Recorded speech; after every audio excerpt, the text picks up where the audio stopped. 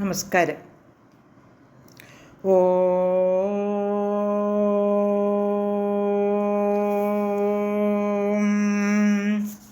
ഓ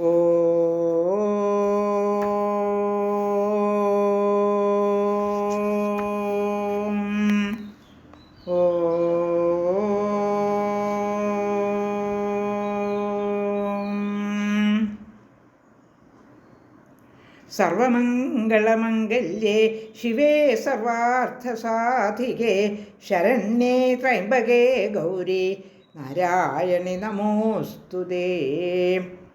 ഓം മഹാദേവ്യൈ നമഃ.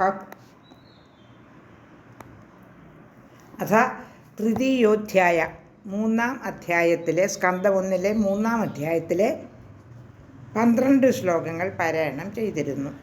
13, 14, 15, 16 ശ്ലോകങ്ങൾ ഇപ്പോൾ പാരായണം ചെയ്യാം. ശ്ലോകം 13. തഥൈവോപപുരാണാനി ശൃണ്വന്തു ഋഷിസത്തമഃ സനൽകുമാരം പ്രഥമം നാരസിംഹം തതഃ പരം നാരദീയം ശിവം ചൈവ ദൗർവാസസമനുത്തമം കാപിലം മാനവം ചൈവ തഥാ ശൗചനസംസ്മൃതം വാരുണം കാളികാഖ്യം ച സാംബം നന്ദികൃതം ശുഭം സൗരം പരാശരപ്രോക്തം ആദിത്യം ചാതിവിസ്തരം മഹേശ്വരം ഭാഗവതം വാസിഷ്ഠം ച സവിസ്തരം ഏതാന്യുപപുരാണാനി കഥിതാനി മഹാത്മഭിഃ. ഹേ മുനിമുഖ്യരെ, ഉപപുരാണങ്ങൾ ഏതെല്ലാമാണെന്നും കേട്ടുകൊള്ളുക. ആദ്യത്തേത് സനൽകുമാരം, പിന്നെ നാരസിംഹം, നാരദീയം ശിവം, ദൗർവാസവം, കാപിലം, മാനവം, ഔഷനസം, വാരുണം, കാളികം, സാംബം, നന്ദീശ്വരം, സൗരം, പാരാശരം, ആദിത്യം, മാഹേശ്വരം, ഭാഗവതം, വാസിഷ്ഠമിങ്ങനെ 18 ഉപപുരാണങ്ങൾ ഉണ്ട്. ശ്ലോകം 17.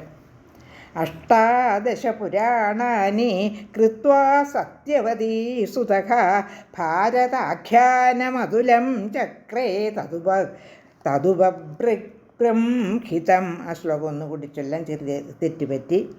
അഷ്ടോദശ പുരാണാനി കൃത്വാ സത്യവതീ സുതഃ ഭാരതാഖ്യാനമതുലം ചക്രേ തതുപബൃംഹിതം. സത്യവതീപുത്രനായ വ്യാസൻ 18 പുരാണങ്ങളും രചിച്ചതിന് ശേഷം അവയേക്കാൾ വിപുലവും അതുല്യവുമായ ഭാരതമെന്നു പേരുള്ള ഇതിഹാസം നിർമ്മിച്ചു. ശ്ലോകം 18. മന്വന്തരേഷു സർവേഷു ദ്വാപരേ യുഗേ പ്രാദുകരോതി ധർമാർത്ഥി പുരാണാനി യഥാവിധി. എല്ലാ മന്വന്തരങ്ങളിലും ദ്വാപരയുഗത്തിൽ ധർമാർത്ഥിയായ വ്യാസൻ പുരാണങ്ങൾ യഥാവിധി ചവച്ചുകൊണ്ടിരിക്കുന്നു. ശ്ലോകം 19. ദ്വാപരേ വിഷ്ണുർ വ്യാസരൂപേണ സർവദാഹ വേദമേകം സബഹുധാ കുരുതേ ഹിതകാമ്യയാ. ദ്വാപരയുഗം തോറും വിഷ്ണു വ്യാസരൂപത്തിൽ അവതരിച്ച് ഒന്നായ വേദത്തെ ലോകഹിതത്തിനായി പലതായി വിഭജിക്കുന്നു. ശ്ലോകം 20. അല്പായുഷോ അല്പബുദ്ധിം ച വിപ്രാൻ ജ്ഞാത്വാ കലാവധ പുരാണസംഹിതാം പുണ്യാം കുരുതേ സൗയുഗേ യുഗേ.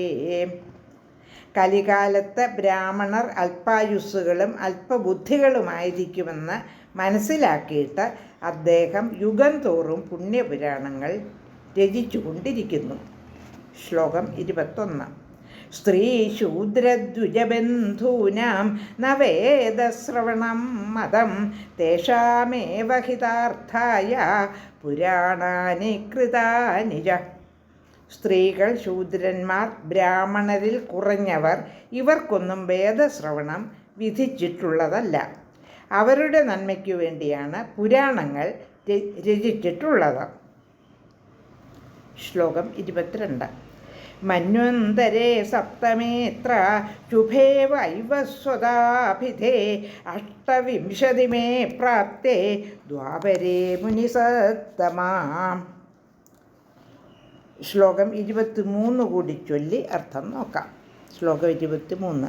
വ്യാസ സത്യവതീ സൂനു ഗുരുർമേ ധർമ്മവിത്തമഃ ഏകോനത്രിംശത് സംപ്രാപ്തേ ദ്രൗണിർവ്യാസോ ഭവേഷ്യതി.